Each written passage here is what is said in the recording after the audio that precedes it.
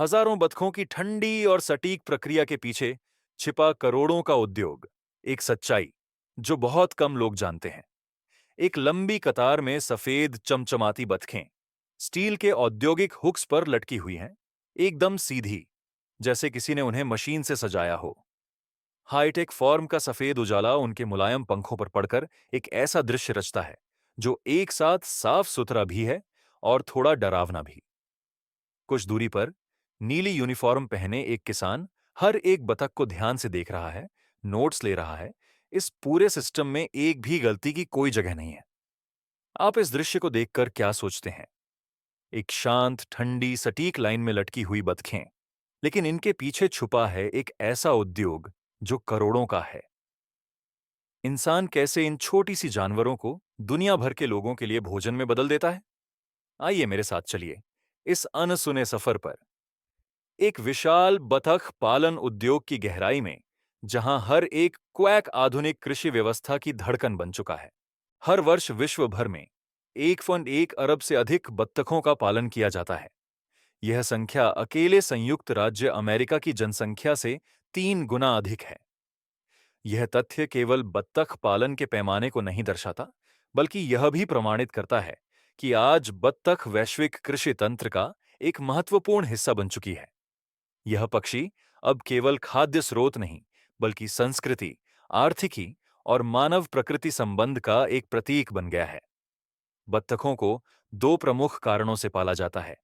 एक तो इनका पौष्टिक, ऊर्जादायक मांस, और दूसरा इनका स्वादिष्ट सुनहरा अंडा, जो पोषण और स्वाद का दुर्लभ संगम है।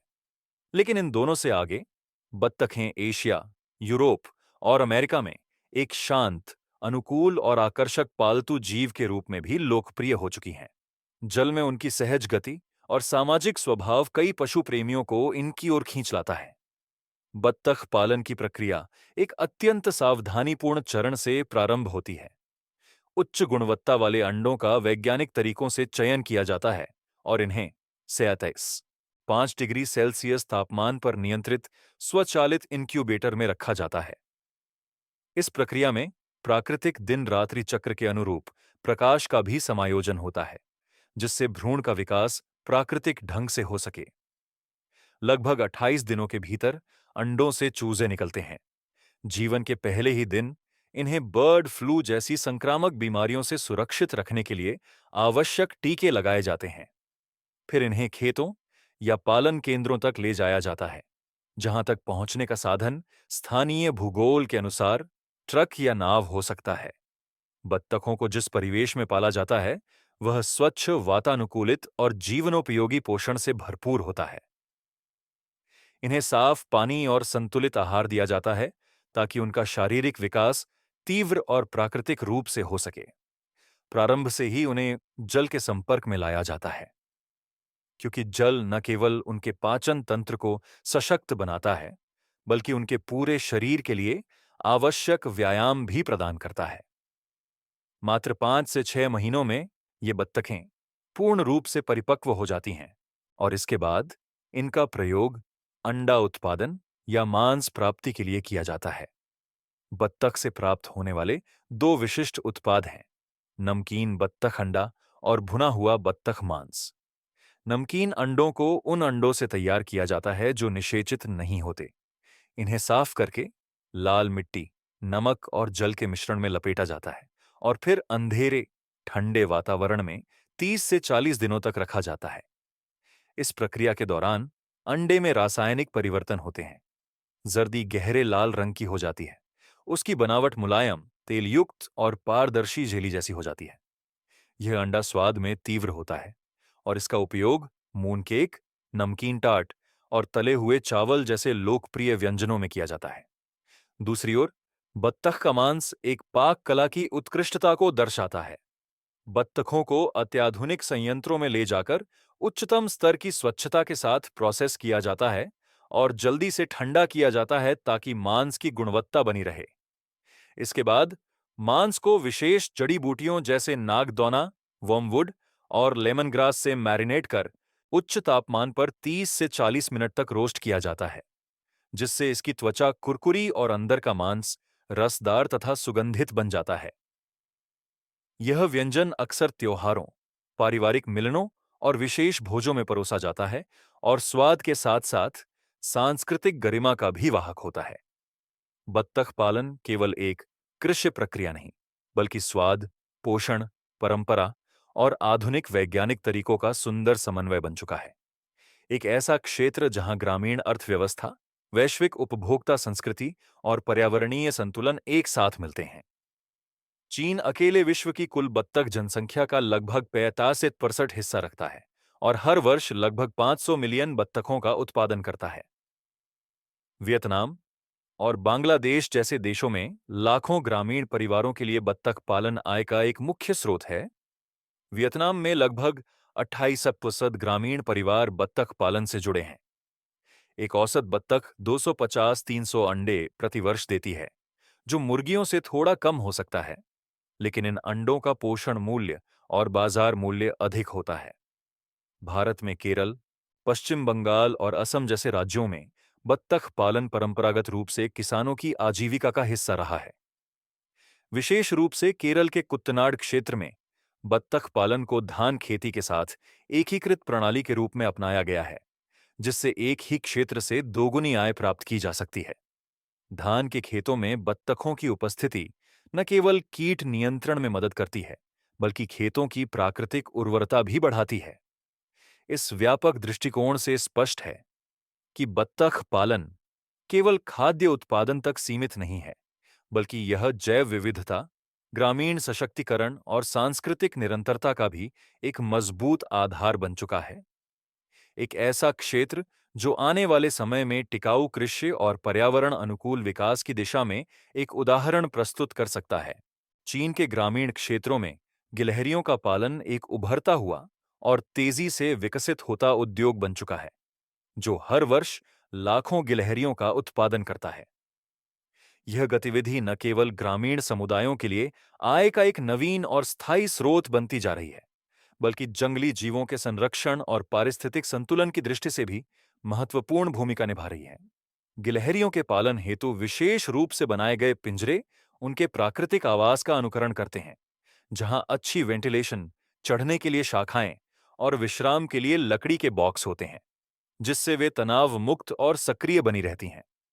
इन पिंजरों को बांस, स्टील जाल और लकड़ी से तैयार किया जाता है और इनमें तापमान व आर्द्रता नियंत्रण की भी व्यवस्था होती है, जिससे वर्ष भर इनका पालन संभव हो सके। प्रजनन की प्रक्रिया स्वाभाविक रूप से तीव्र होती है। नर गिलहरी प्रजनन के बाद अलग हो जाती है और संतान की देखभाल की संपूर्ण जिम्मेदारी मादा पर आ जाती है। लगभग 3 से 6 सप्ताह के गर्भकाल के पश्चात प्रति लीटर 2 से 8 नवजात जन्म लेते हैं, जो अंधे और अत्यंत दुर्बल होते हैं। यदि मादा गिलहरी उन्हें त्याग दे या पर्याप्त दूध न दे सके, तो पालक उन्हें विशेष इनक्यूबेटर में रखकर बोतल से दूध पिलाकर उनका जीवन सुरक्षित रखते हैं। गिलहरियों के स्वास्थ्य और फर की गुणवत्ता बनाए रखने के लिए आहार में विशेष विविधता रखी जाती है, जैसे सूरजमुखी के बीज, अखरोट, पाइन नट्स, ताजे फल, सेब, अंगूर, केला और हरी सब्जियां, जिससे वे सक्रिय, रोगमुक्त और सौंदर्यपूर्ण बनी रहती हैं। कुछ फार्मों में उनके आहार में ओमेगा 3 युक्त सप्लीमेंट्स भी जोड़े जाते हैं, ताकि उनका फर अधिक घना और चमकदार बना रहे। जब वे 6 से 8 महीने की आयु तक पहुंचती हैं, तब उन्हें अलग अलग पिंजरों में रखा जाता है ताकि आपसी संघर्ष न हो। इसके बाद उन्हें विभिन्न प्रयोजनों के लिए उपयोग में लाया जाता है। कुछ को पालतू जानवर के रूप में शहरी बाजारों में बेचा जाता है, कुछ को प्रजनन केंद्रों में भेजा जाता है और कुछ का उपयोग विशेष फर उद्योग में किया जाता है। वहीं कुछ क्षेत्रों में गिलहरी का मांस व्यंजन के रूप में और पारंपरिक चीनी चिकित्सा में भी सीमित प्रयोग में लाया जाता है। 2023 की एक कृषि रिपोर्ट के अनुसार चीन में 16 प्रांतों में लगभग 2000 से अधिक गिलहरी पालन केंद्र सक्रिय हैं, जिनमें हर वर्ष 30 लाख से अधिक गिलहरियों का प्रजनन और पालन किया जा रहा है। हेबेई, सिचुआन और गुइजोउ जैसे प्रांत इस उद्योग के प्रमुख केंद्र बन चुके हैं, जहां स्थानीय प्रशासन द्वारा ग्रामीण परिवारों को प्रशिक्षण देकर उन्हें स्वरोजगार योजनाओं से जोड़ा गया है। एक औसत गिलहरी पालन यूनिट, जो लगभग 50 से 100 गिलहरियों से प्रारंभ होती है, पहले ही वर्ष में 40,000 60,000 युआन, लगभग 4 आस से 5 लाख रुपए तक की आमदनी दे सकती है। फर उद्योग में विशेष नस्ल की गिलहरियां जैसे साइबेरियन फ्लाइंग स्क्विरल की फर की कीमत प्रति जोड़ी 500 युआन तक पहुंचती है और उच्च गुणवत्ता वाले फर का निर्यात रूस, कोरिया और जापान जैसे देशों में भी किया जाता है। यह उद्योग न केवल स्थानीय संसाधनों के कुशल उपयोग का उदाहरण है, बल्कि अंतर्राष्ट्रीय बाजारों तक पहुंच बनाकर विदेशी मुद्रा अर्जन में भी सहायक बन रहा है। चीन के कृषि मंत्रालय द्वारा चलाई जा रही वैकल्पिक पशुपालन अभियान के अंतर्गत गिलहरी पालन को विशेष प्रोत्साहन प्राप्त है, जिसमें तकनीकी सहायता, ब्याज रहित आरण, प्रशिक्षण कार्यशालाएं और स्थानीय बाजार तक पहुंच की सुविधा प्रदान की जाती है। यह सरकारी भागीदारी न केवल इस उद्योग को संस्थागत रूप दे रही है, बल्कि अवैध शिकार और अनियंत्रित वन्य जीव व्यापार पर भी अंकुश लगाने में सहायक बन रही है।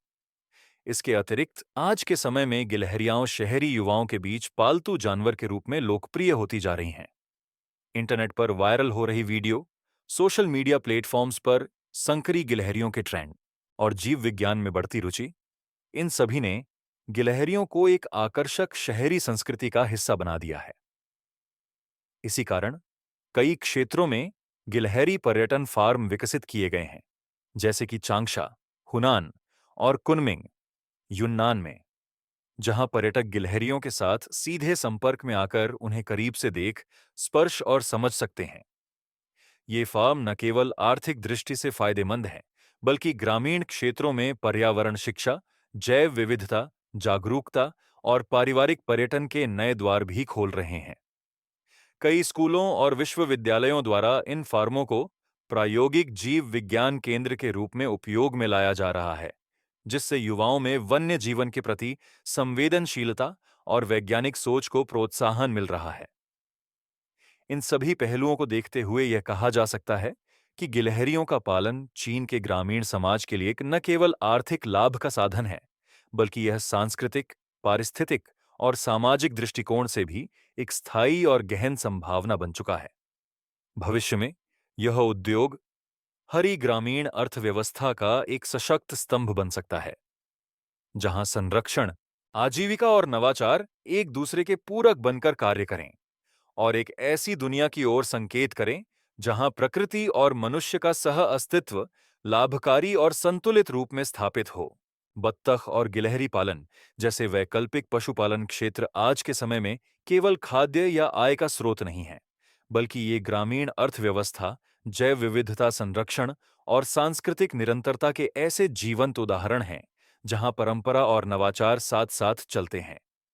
इन दोनों क्षेत्रों में वैज्ञानिक दृष्टिकोण और पारिस्थितिक समझ के मेल से न केवल सतत विकास संभव हो पा रहा है, बल्कि यह भविष्य की हरी अर्थव्यवस्था की दिशा में एक सार्थक कदम भी बनता जा रहा है। आपका क्या विचार है? क्या आप भी सोचते हैं कि ऐसे वैकल्पिक पशुपालन हमारे गांवों को आत्मनिर्भर बना सकते हैं? या क्या आपने कभी नमकीन बत्तख अंडा या उड़ती गिलहरियां देखी हैं? नीचे कमेंट करें और बताएं, आप किस पशुपालन को अपने क्षेत्र में देखना चाहेंगे।